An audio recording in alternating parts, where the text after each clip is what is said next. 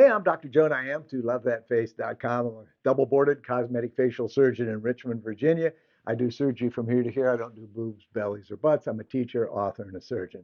So the popular media is either very kind or very unkind to people that have cosmetic surgery procedures. And I was watching some TV today and I saw Kelly Ann Conway. She's a well-known politico who is frequently on the major news programs. And she has obviously had cosmetic facial surgery. And I think it looks great. whoever whoever did that surgery, kudos because it really looks natural.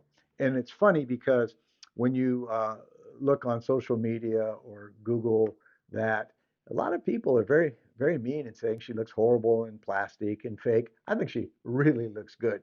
She's an attractive person in the first place, but she really looked, when we get into the fifth decade, uh, aging starts to catch up with us.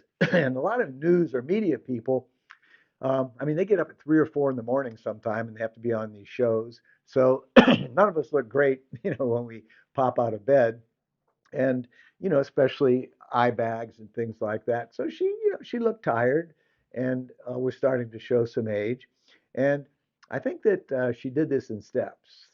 And again, when you have people comment on somebody else's surgery, it's always difficult, and you never know because media people, they have a lot of makeup, they have special lighting.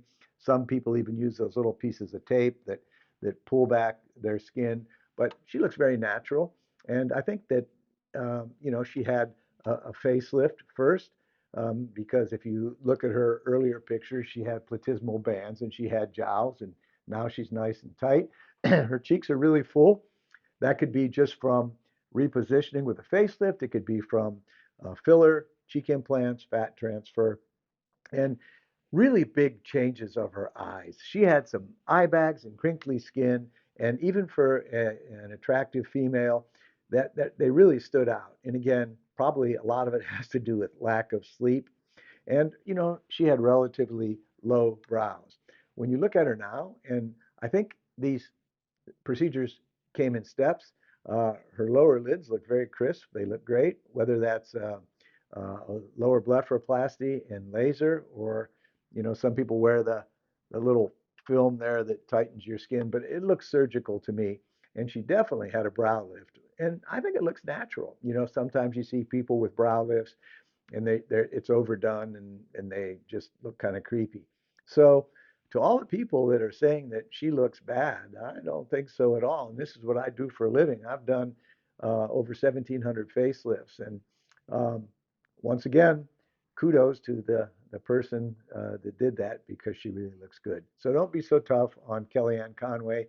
And Kelly Ann, if this ever filters to the top and you happen to see this video, I think you look great, and I think you made good cosmetic choices.